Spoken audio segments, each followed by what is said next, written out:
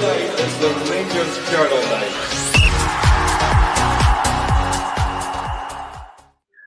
Good morning, everybody, and welcome to Rangers Journal podcast. I'm your host, Scott McKay, and I'm delighted to be joined by Ross Sterling on our pre-match thoughts of Rangers v Hearts today at it's a 5 o'clock kickoff. Ross, how you doing, mate?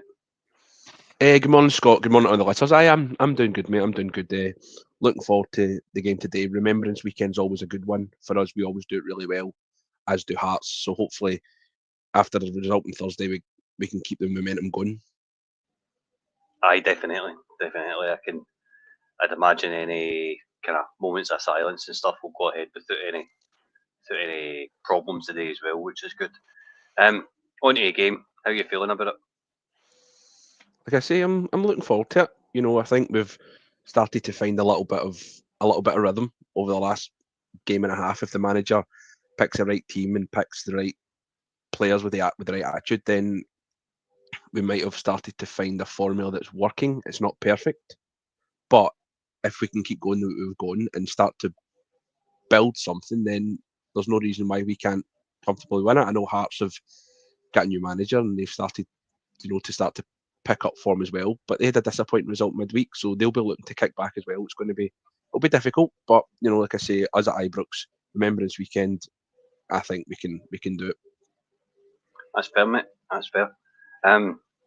What's your thoughts on the midfield three today? I don't think he can change Diamande. I don't think he can play about with number 10 role today. I think it's got to stay as it is, with Barron and Raskin behind him. I feel like that three are actually starting to give us a style of play, if that makes any sense. Barron's making the runs, he's breaking the lines, Nico's conducting the middle of the park, if that makes any sense, and Diamande's just been a kind of creative outlet.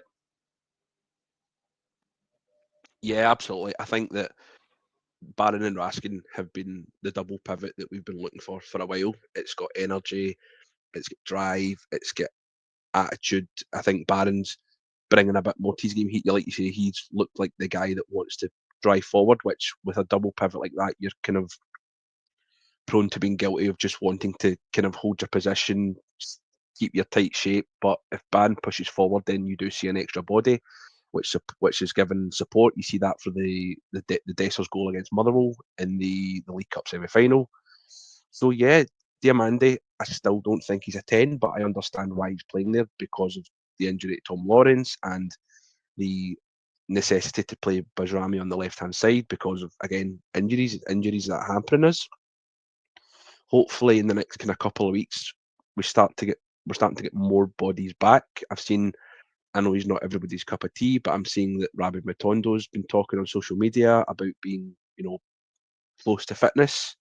So it's another body in. I know he's not the greatest, but if it means that he plays in the left and Bajrami can play in the 10, you've then got another position. So I think that, it's all, once guys start to come back, I think we might start to see a little bit more from the team. But yeah, the midfield, he's not really in a position to be able to change it at the moment.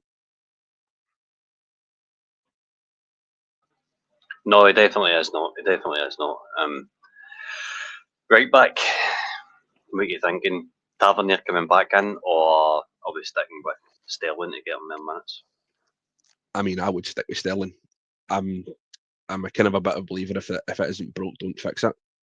And I think Sterling's, he came in on Thursday and played really, really well. I know he's not got the same attacking output as James Tavernier, and that's understandable.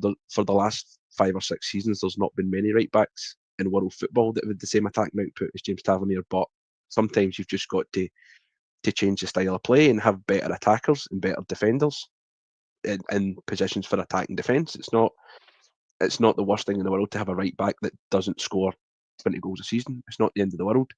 So I think if it was my choice, I would play Dujon Sterling. If Sterling, he went off, I think, with about kind of 50 minutes, maybe he just pulled up. We don't know. We know he's injury prone. I'd be inclined to play Cass and Weirdo. But I think he'll probably bring Tavernier back in just because he only played a couple of minutes midweek, and you'll probably bring him back in as the captain. It's a question put in for one of our viewers, Corey. Good friend Dave Pod. I've come on to his Tavernier back into starting 11. Is he risking his future and the player? don't know about risking a player. Tav's an ego kind of carries itself on the park for me. If it puts Tavernier back in, and if a good result doesn't come for it today, then there's going to be calls, isn't there? I mean, I think if he doesn't get a good result, regardless of the players that are in, he's going to be under pressure. So I think he's kind of, the manager seems to be at a bit of a point in his Rangers career where he's damned if he does and he's damned if he doesn't. Do you know what I mean? If he wins, then it's just kind of kicking the can down the road. But if we win, then it's a disaster. I think a lot of the support have kind of turned on some of his ideas, but the only way he can change that is by continuing to win football games. And to do that, I think he needs to pick the team that's going to get him results. Whether that includes James Tavernier or not, it's hard to say. For me, I don't think it does.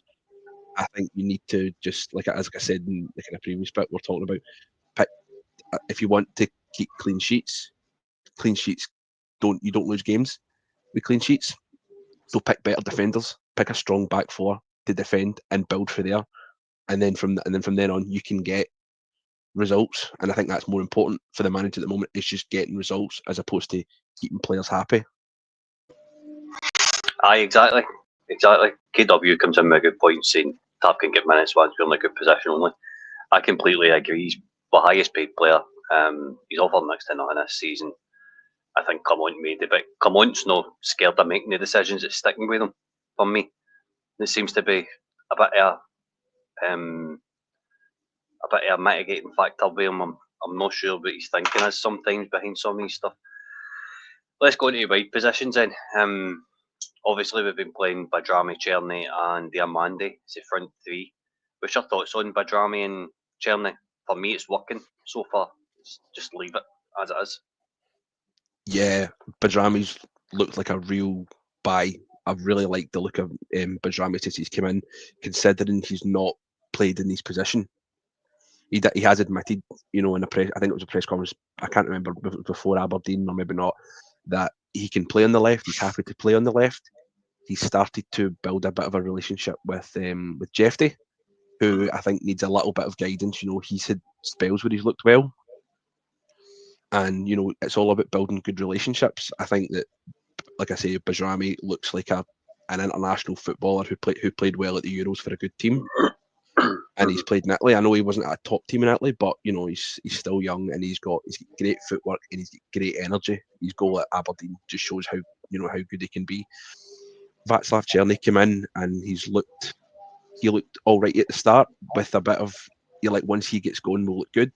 He had the awful miss against Lyon and I think it just completely destroyed his confidence. But it's probably a mark of his personality that he was open and honest and he went, listen, it wasn't good enough and I'm sorry. And he did took a bit of slack and he deleted his social media for a week and whatever, but since that's happened he's obviously went, I need to get better, and he has got better. He's looked like a guy that with a point to prove. The quality of his goals have been great. The quality of his attacking play has been infinitely better. He doesn't even look that one-dimensional. We know he's all left peg, but there's been times where he's looked like he wants to go on the outside as well. You see that on Thursday night with the chance he sets up for Cyril Dessers, where he goes round the outside. Dessers is unlucky with the chance. I think that's one of those ones that if he scuffs it, it probably goes in, but he hits it too well and hits it right at the goalie. So, he's unlucky. But Cherny's looked like a player, like I say, a player of a calibre that's played international football regularly and played in a top league. If he had a bit more physical attributes, I think he probably wouldn't be at us, to be really honest with you. And I know that's a bit of a derogatory comment, especially after the things that Dessers has said over the last 24 hours, talking about the level he plays at. But they're two guys that you can rely on, and I think if you can get 25-30 goals between the two of them in a season, that's the kind of output we've been looking for from wide guys for years. Aye, I need to agree with that. There's no elephant in the room, but Yanis Hadji. If there's a change getting made today, I could probably see Hadji coming in for maybe Cherny, and Danilo starting up front for Dessers. I wouldn't want to mug about with number 10 in the middle of the park. As I say, it's a cohesive unit. Just leave it, let it grow. If Hadji is going to come back in a day, Ross, where would you want him to come in and play? I mean, I think he's got to play, if that's the case, and he's got to play as a 10, play guys in the right position. Yanis Hadji isn't going to run about like a headless chicken and give you 12k of running. He doesn't have it in his locker, especially if he's not played that much top level football for a long time. I know he's played with his country, but that's all right turning up to play with your country every 8, 10, 12 weeks. But at this level, I just don't think we're going to get enough out of him. But he's there because we don't have anybody else in the squad.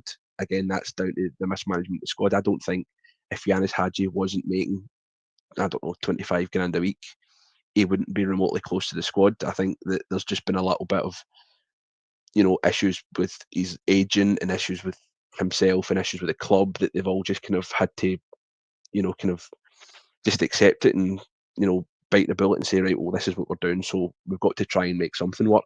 I don't think, as for all the talent in the world that he's got, I just don't think he's going to make it. I think he's just there out of be a body, be a number, and if you can contribute something, good. But I think he'll be at the door, sooner rather than later.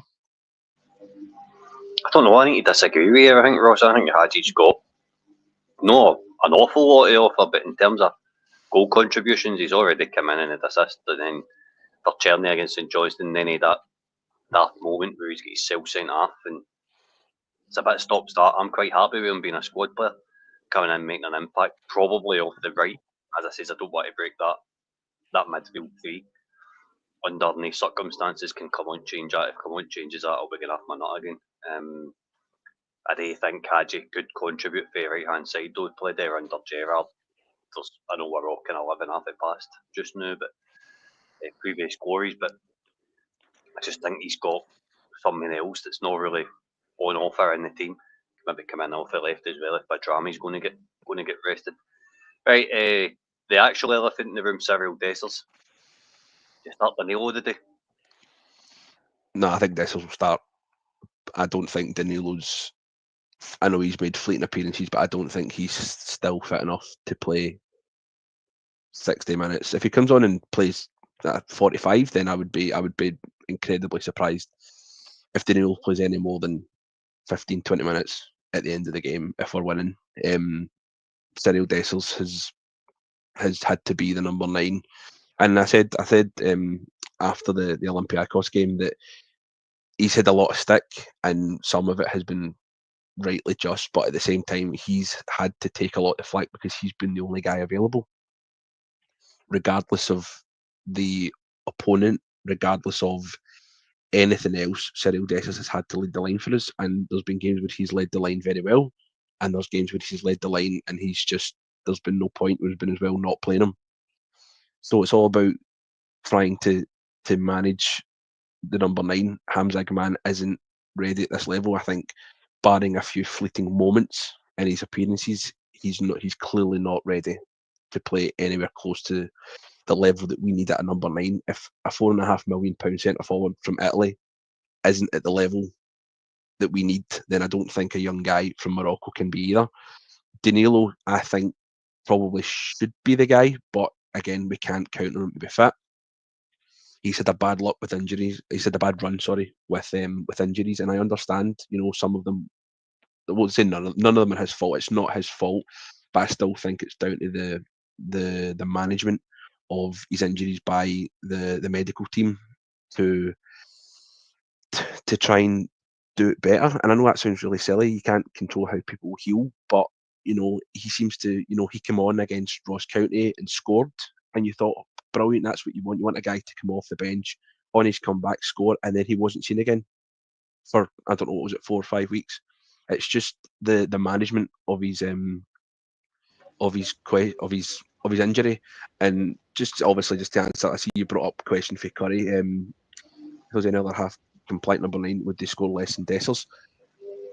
Well, this is it. I think again they're different.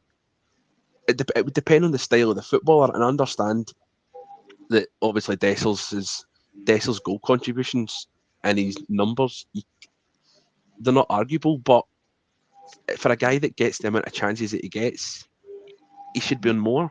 And I know that sounds really silly, but it was probably more to do with the level of the comment that he makes yesterday in the media that if I could score 3 chances in a game, I wouldn't beat Rangers. I mean, if Chris Boyd get 3 goals, 3 chances in a game, he'd score 2 of them. Probably a lot of games he would score 3. Do you know what I mean? It's about if you can take your chances, then you'll make it better and understand that. But Cyril Dessers just misses too many big chances, and it's not just about the chances he takes; it's his overall game contribution, and he's getting far worse at throwing himself at the ground. Watch him the amount of times during the game that a guy will just go like that, pull his shirt ever so slightly, and he'll fall, and he'll go, "Oh, come on." That's that you're not going to get anything. Referees have bought in it. I don't think he gets a lot of fouls because the referees now know that he'll just throw himself at the ground and complain. And I don't think he's helped his case.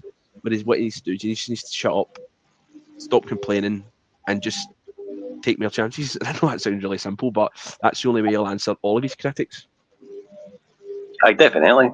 If he scores goals, we win games and what have you. This really is as easy as that. It really is. He takes the easy chances hard, and the hard chances easy. Oh yeah, absolutely. I mean, the chance he takes, the goalie scores on. I mean, this goalie scores on Thursday is absolutely superb. The timing of his run, the positioning of his run, and then he sees the defender coming across, and he doesn't even do anything special. All he does is essentially stop the ball and watch the guy slide past him. Look up, give the goalie the eyes and stick it away. It's a superb goal, and that's the thing is, if you watch his highlight reel of goals, some of them are of the absolute top quality. They're superb. But then you see some of the chances he missed. I know he was offside, but look at the one-on-one. He's got half the park to just stick it by the goalie to position himself right, and he just hits it right at him. That's the thing that frustrates people about him. Yep, definitely, mate. Definitely. So what's your score prediction for the day? I'll take 3-1. I think we'll win it semi comfortably. And I know I've just slated him, but I think the big man will get a goal as well. Big Dessers will get a goal. Fair enough. I don't think he's going to score. I still think it'll be 3-0 Rangers, but I think it's going to be like Diamonde and Badrami and Danilo or something like that. I think Danilo will get a goal if he comes on off the bench. I don't expect him to start. I don't think he's fit enough to start yet. But anyway, it will be 3 points in Abbey Road, and let's hope for, as you say, a good Remembrance Sunday. So thanks for coming on, Ross. Pleasure. Thank you very much. No bother. This podcast was sponsored by Premier VPN. Please head on over to premiervpn.net for all your internet needs and security. Apart from that, thanks for joining us. We'll be back with a post-match after the game tonight, and we'll see you then. Cheers, take care.